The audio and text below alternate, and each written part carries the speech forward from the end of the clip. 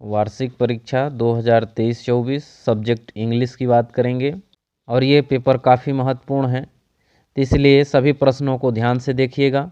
तो पहले प्रश्न में पैसेज दिया रहेगा, पहला पैसेज है, पैसेज को ध्यान से पढ़िए और इसके प्रश्न दिए गए हैं। तो इन प्रश्नों के उत्तर यहाँ पैसेज में आप ढूंढ के लिख सकते हैं। तो पैसेज का पहला क्वेश्चन है, the scientific invention began after the industrial revolution. जिसमें देखेंगे कि पैसेज में बताया गया है कि रिवॉल्यूशन ऑफ 1789 किस ऑप्शन में दिया गया है, सी नंबर में। तो इसका सही उत्तर हो जाएगा सी नंबर। अगला है, the cabin for the pilot is called. जो पायलट का केबिन होता है उसको क्या कहा जाता है। तो इस पैसेज में जब आप देखेंगे तो आपको दिखेगा, इस पैराग्राफ को पढ़ेंगे तो इसमें बोला गया है cabin is called a cockpit, यानी इसका जो सही उत्तर हो जाएगा वो बी नंबर होगा, कॉकपिट। अगला प्रश्न है, an aeroplane has an engine that is worked by.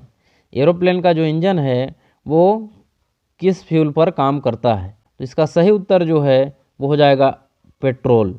अगला है, which of the following is fastest mean transport. Transport का सबसे फास्ट तरीका क्या है। डी नंबर सही उत्तर हो जाएगा एरोप्लेन। अगला प्रश्न है, वी आर लिविंग इन। तो हम लोग कहाँ रह रहे हैं। ये पैसेज किस पर बेस्ड है, साइंस पर। तो इसका सही जो उत्तर हो जाएगा एज ऑफ साइंस, यानी हम लोग विज्ञान के युग में रह रहे हैं। फिर अगला पैसेज दिया है, इस पैसेज को पढ़ेंगे, इनके जो भी क्वेश्चन दिए गए हैं उनका आंसर यहीं से ढूंढना है। इसके क्वेश्चन दिए गए हैं, पहला है, where did Marie earn her master degree from. यानी वो मास्टर डिग्री कहाँ से प्राप्त की थी। बी नंबर इसका सही उत्तर हो जाएगा अ यूनिवर्सिटी इन सोरबोन। दूसरा है, what was Marie's father.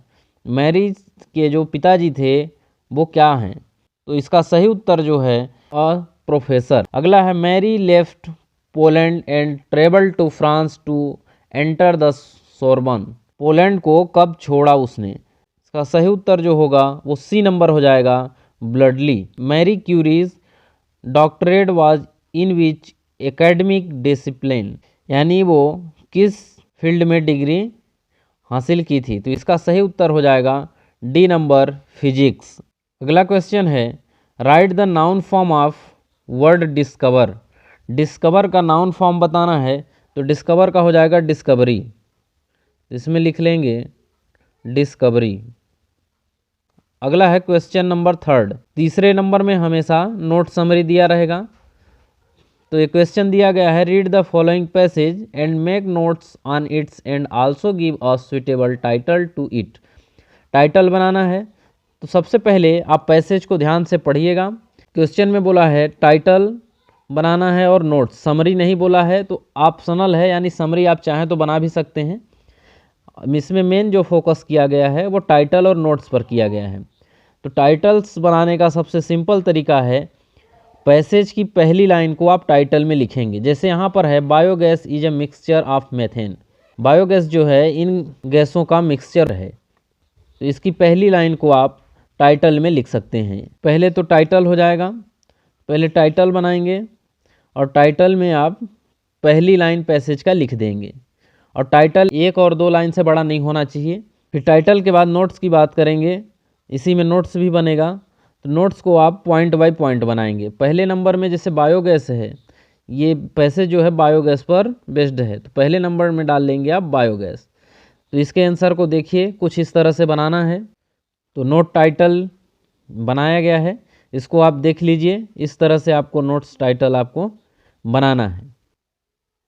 Question number 4 दिया गया है, you are Nishi Kaurav study in government high secondary school Morena, write an application to your principal school leaving certificate. इसको एसएलसी भी बोला जाता है। तो इसके ऊपर आपको लिखना है एप्लीकेशन। तो एप्लीकेशन में विशेष ध्यान रखने वाली बात यह है कि यहाँ पर यदि यू आर निशी कौरव जब भी किसी का नाम दिया गया हो, तो वहाँ पर जो फैथफुली या ओबेडेंटली लिखेंगे तो उसमें अपना नाम आप नहीं डालेंगे, जो दिया रहेगा आप उसका नाम डालेंगे। और यहाँ पर स्कूल का नाम दिया गया है government girl higher secondary school Morena, तो आप अपने स्कूल के जगह इस स्कूल का नाम डालेंगे। और सब्जेक्ट में जो लिखना है, an application to your principal for school leaving certificate. तो सब्जेक्ट में हो जाएगा an application for school leaving certificate, या एसएलसी भी लिख सकते हैं आप। इस चीज़ का विशेष ध्यान रखें कि पहले अगर जब नाम दिया गया हो तो योर एविडेंटली में अपना नाम नहीं लिखेंगे, और स्कूल का जब नाम दिया हो तो आप अपने स्कूल का नाम नहीं लिखेंगे। इसके बाद इसके आंसर को आप देख लीजिए, कुछ इस प्रकार से आप एप्लीकेशन लिख लीजिएगा। तो ये एप्लीकेशन दिया गया है, वीडियो को पॉज करके आप एप्लीकेशन लिख भी सकते हैं। आपका पैटर्न लिखने का यही होना चाहिए, जिससे यहाँ फैथफुली है। अब प्रश्न में निशी कौरव दिया था तो हमने निशी कौरव को यहाँ पर, यदि यहाँ पर कोई दूसरा नाम दिया गया है तो आप वो नाम इसमें लिख सकते हैं। फिर अगला क्वेश्चन दिया है, right an essay on the any one of the following topic. ये 4 टॉपिक दिए गए हैं, इनके ऊपर किसी एक के ऊपर आपको ऐसे लिखना यानी निबंध लिखना है। तो आपको बता दें कि सब कई बार वंडर ऑफ साइंस आया हुआ है और कई बार रिपीट होता है कि जब भी आप कोई ऐसे लिखें तो उसमें सबसे पहले आप आउटलाइन जरूर लिखें। आउटलाइन मतलब होता है रूपरेखा। तो पहली लाइन आप आउटलाइन का बनाएं, और इस आउटलाइन में आपको पहले क्या क्या आप टॉपिक लिखेंगे उस ऐसे में, वो यहाँ पर आप लिख लें। जैसे पहला होता है इंट्रोडक्शन, तो पहले इंट्रोडक्शन लिख लेंगे। फिर दूसरे नंबर में जैसे वंडर ऑफ साइंस लिख रहे हैं तो मीन्स ऑफ कम्युनिकेशन हो गया, तो ये वाली टॉपिक भर लेंगे। फिर तीसरा हो जाएगा कंप्यूटर, तो इसमें कंप्यूटर लिख लेंगे। फिर चौथा हो जाएगा medicine of surgery, medicine and surgery. तो और पांचवा हो जाएगा कंक्लूजन। तो इस तरह से आप पहले आउटलाइन में इन सभी टॉपिक को लिख लेंगे। या माई हॉबी लिखेंगे तो आउटलाइन में माई हॉबी के क्या क्या टॉपिक आप लिखने वाले हैं वो पहले यहाँ पर रूपरेखा में लिख लेंगे। फिर इसके बाद जब अगला शुरुआत करेंगे तो अब इतना लिखने के बाद फिर आप इंट्रोडक्शन से चालू कर सकते हैं। फिर इंट्रोडक्शन के बाद आप लिखते जाएंगे। क्वेश्चन नंबर 6 में इमेज बनाया रहेगा, और इसको देखकर आप अपने हिसाब से पैराग्राफ को लिखेंगे। जैसे इसमें देखेंगे बोला गया है, on the basis of picture given below describe how we can keep our self fit and health. Fit और हेल्थ के बारे में लिखना है। तो यहाँ से आप देख सकते हैं कि क्या कर रहे हैं, ये लोग पढ़ रहे हैं। तो इसमें आप अपने पॉइंट बना के लिख सकते हैं कि मेडिटेशन करना चाहिए, वी शुड मेडिटेशन, और पढ़ना चाहिए तो वी शुड स्टडीड। ऐसे करके आप 3 लाइन बना सकते हैं। फिर अगला प्रश्न है फिल द ब्लैंक्स। इसमें खाली स्थान को भरना रहेगा। पहला है सनराइज इन द ईस्ट। अब सन सूरज की बात किया है तो इसके पहले हमें द लगाना है। और दूसरा है I didn't buy mangoes. Mangoes countable noun है तो यहाँ पर हमें एनी का प्रयोग करना है। अगला है C number, he is engineer. यहाँ पर वावेल लग रहा है तो उसके पहले हमें एन का प्रयोग करना है, यानी हमें इसमें एन भरना है। और डी नंबर है we to watch the movie yesterday. कल की बात किया है तो कल यानी पास्ट में वर्ब का सेकंड फॉर्म, तो गो का हो जाएगा वेंट, यानी हमें यहाँ पर वेंट भरना है। अगला है there is not water in the pool. Water जो है वो अनकाउंटेबल नाउन है। वाटर में यानी पानी को गिना नहीं जा सकता, तो उसके पहले हमें मच का प्रयोग करना है। फिर अगला है F number, they completed their work. They के साथ हम लोग किस हेल्पिंग वर्ब का प्रयोग करते हैं, दे के साथ हैव का प्रयोग होता है, तो हमें हैव यहाँ पर लिखना है। तो क्वेश्चन नंबर 8 है ए नंबर, इसको क्या करना है, मीनिंगफुल सेंटेंस बनाना है। पहले कैन को लिखेंगे, फिर यू को, फिर गिव मी, फिर लास्ट में योर पेन जोड़ देना है। तो ये हो जाएगा can you give me your pen. क्या आप अपना पेन हमें दे सकते हैं, ये सेंटेंस इसमें बन जाएगा। फिर दूसरा है he worked very hard he could not pass the exam. इसमें combine the sentence using but. But का प्रयोग करना है तो बीच में हमें बट का प्रयोग करेंगे। ही वर्कड वेरी हार्ड, और यहाँ पर बट का प्रयोग कर लेंगे तो हो जाएगा but he could not pass the exam. इसका अर्थ हो जाएगा कि उसने कठिन परिश्रम किया था, इसके बावजूद भी वह पास नहीं हो सका। सी नंबर है Ankit played hockey. Change into present indefinite tense, present indefinite में बदलना है। तो प्रेजेंट इंडेफिनिट का रूल क्या कहता है, यानी जब नाम हो तो क्रिया में यस या यस का प्रयोग किया जाता है। तो प्लेड लिखा हुआ है, वर्ब का थर्ड फॉर्म है, तो प्लेड का हो जाएगा प्लेज। तो इसमें लिखेंगे अंकित प्लेज, अब ईडी हटा देंगे तो हो जाएगा प्लेज हॉकी। अगला क्वेश्चन है Rohan speak English, change the sentence into negative, यानी नकारात्मक वाक्य बनाना है तो हमें सब्जेक्ट के बाद हेल्पिंग वर्ब में नॉट लगाना है। तो यहाँ पर हेल्पिंग वर्ब कुछ दिया नहीं गया है और ये प्रेजेंट सिंपल का वाक्य है, तो इसमें हमें डू और डज के साथ नॉट लगाना है। नाम दिया गया है, रोहन बोला गया है, तो नाम के साथ डज का प्रयोग करना है, तो हो जाएगा रोहन डज। नेगेटिव बनाना है तो नॉट का प्रयोग करेंगे, तो रोहन डज नॉट। अब वर्ब का जो वर्ब में यस लगा है वहाँ से यस हट जाएगा, तो ये हो जाएगा स्पीक इंग्लिश। तो इस तरह से इसको बना लेंगे। फिर अगला है they walk in the dark, वह अंधेरे में चलते थे। पास्ट कंटिन्यूअस टेंस में इसको बदलना है, बोला गया है change the sentence into past continuous tense. तो जब इसको पास्ट में बदलेंगे तो कंटिन्यूअस में वाज और वर का प्रयोग होता है और दे के साथ वर का प्रयोग करेंगे, तो हो जाएगा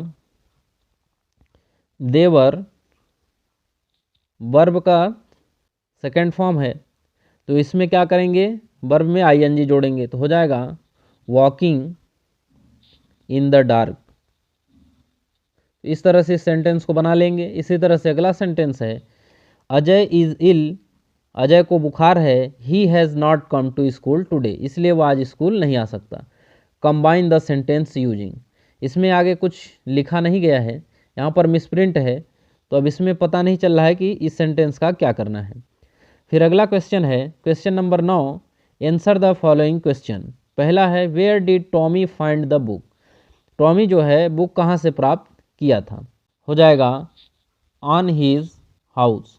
तो सी नंबर जो है इसका सही उत्तर हो जाएगा। दूसरा है we can make friends with wind in we are, इसका सही उत्तर जो है वो हो जाएगा स्ट्रॉन्ग, डी नंबर जो है इसका सही उत्तर हो जाएगा। अगला है what did the grand mother give to Kezia when she was sobbing, A number हो जाएगा अ क्लीन हंकी। और चौथा नंबर है who is the author of the lesson my childhood, यानी मेरे बचपन का जो पाठ है उसके लेखक कौन है। तो यहाँ पर लिखेंगे ए नंबर सही उत्तर हो जाएगा एपीजे अब्दुल कलाम। फिर अगला पैसेज दिया गया है, यानी एक्सट्रैक्ट, दो पैसेज दिए रहते हैं और 10 नंबर में एक्सट्रैक्ट दिया रहता है, ये भी पैसेज ही है। ये पैसेज दिया गया है, इनके क्वेश्चंस दिए गए हैं, तो इनके आंसर इसमें से ढूंढ के लिखना है। पहला है by what age did Stan not learn to speak, जब वो नहीं बोल पा रहा था तो वो कितने साल का था। तो यहाँ पर पैसेज में देखेंगे पहली लाइन में लिखा गया है, तो इसका सही उत्तर जो है वो हो जाएगा सी नंबर 2.5 ईयर, 2.5 साल। अगला है what did Albert classmate call him, उनको एल्बर्ट को उनके क्लासमेट किस नाम से बुलाते थे, जिसका जो सही उत्तर है वो हो जाएगा ब्रदर बोरिंग। अगला प्रश्न है what did eastern love play with, वो किससे खेलना पसंद करते थे, तो इसका सही उत्तर हो जाएगा बी नंबर मैकेनिकल टॉय। फिर बी नंबर में एक्सट्रैक्ट दिया गया है, यहाँ भी इसमें से इन क्वेश्चन के आंसर ढूंढ के और यहाँ से लिखना है। तो पहला क्वेश्चन है from which poem the above extract has been taken, यह जो पोएम दिया गया है यह किस पार्ट से लिया गया है, यानी किस कविता से लिया गया है। तो इसका सही उत्तर जो है लिख लेंगे रैन ऑन द रूफ, यानी बी नंबर जो है सही उत्तर हो जाएगा, इस कविता से यह पैसेज लिया गया है।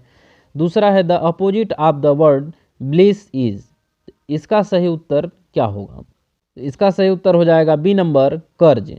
तीसरा है where do the shadows hover, A number जो है सही उत्तर हो जाएगा ऑन पिलो।